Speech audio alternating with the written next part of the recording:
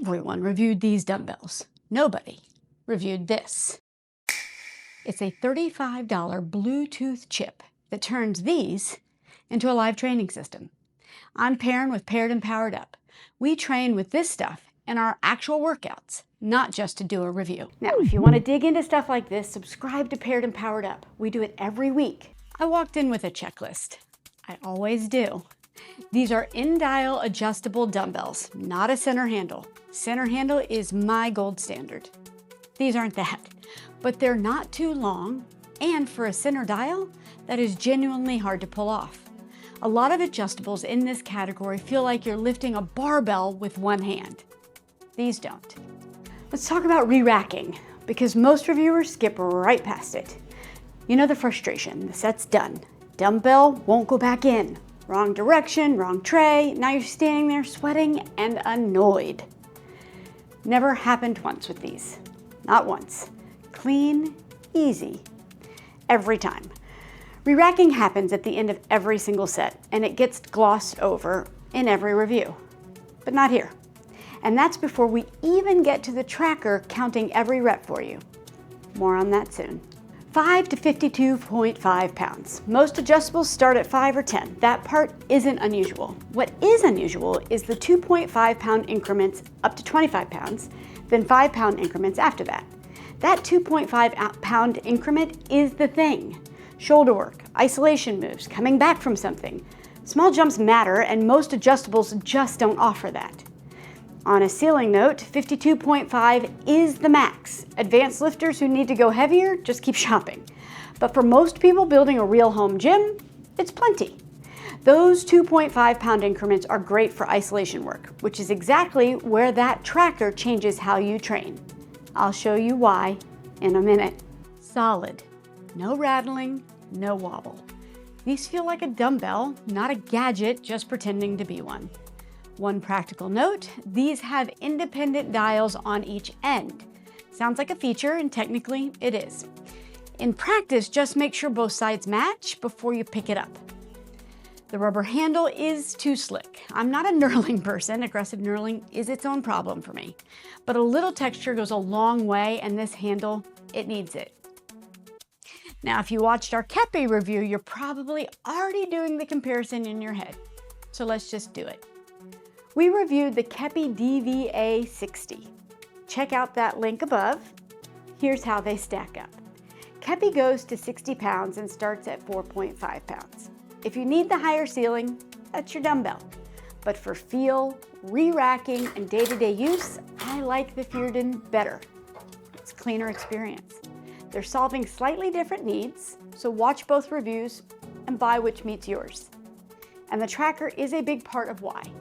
So let's talk price, then we can get into the good stuff. $390 from Fed Fitness. The link is below. It's mid-budget, and honestly, I would buy these. They check almost every box for the price. Okay, the tracker. Here's what I found on the Fed Fitness site that the other reviews skipped. The DT1 Bluetooth tracker, $35. One unit is really all you need. It connects the dumbbell directly to the Fed Fitness app in real time. Automatic reps, set duration, all of it logged. Minimal manual entry. The app is technically free, but without the tracker, it's basically just a catalog. You can browse workouts, watch exercise demos, but nothing actually runs. The $35 edition is what turns it on. And what it turns on is pretty solid. It has AI training recommendations, goal programs, Apple Health and Google Health Sync, Apple Watch and Wear OS, smart casting to your TV. It has exercise demos for every movement, which is genuinely useful if you're newer to lifting. A few things to know going in. Don't open this app right before you work out and just expect to go. Spend a few minutes with it first. Learn where the things live. It makes a lot more sense once you do. The tracker records via motion tracking. It captures at the top of each rep. Go too fast and it misses. That's probably why my tracking was inconsistent, but Jeff's wasn't. He's more controlled through his reps than I am.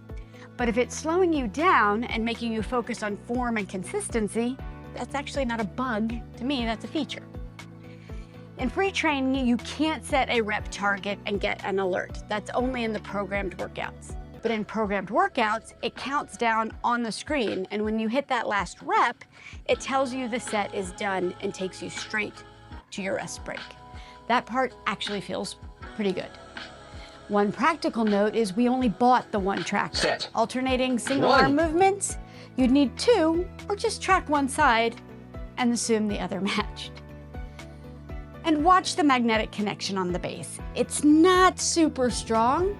Knock at any point and it can go flying off. It is small and you'll lose it if you're not careful. So is it worth the $35? If you want automatic tracking and you'll work with the ecosystem, absolutely yes. The programmed workouts, the health sync, the demo videos, you get a lot of value for the price. If you just want to lift and don't want to touch the app, skip it. The dumbbells are all great on their own. That's the real answer. So here's where I land.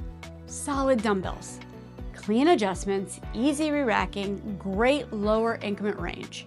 I would buy these. Beginners building a home gym, these should be on your list. Need to go heavier than the 52.5 pounds? Keep shopping. The tracker is worth it at $35 if you'll actually use the ecosystem. Jeff had no issue? My experience was a little more mixed. FedFitness link is below, and it works for everything on their site. If this helped, subscribe to Perrin Powered Up. Real gear, real workouts, real opinions. And drop a comment. Smart dumbbells, yes or no? We read everything. See you in the next one.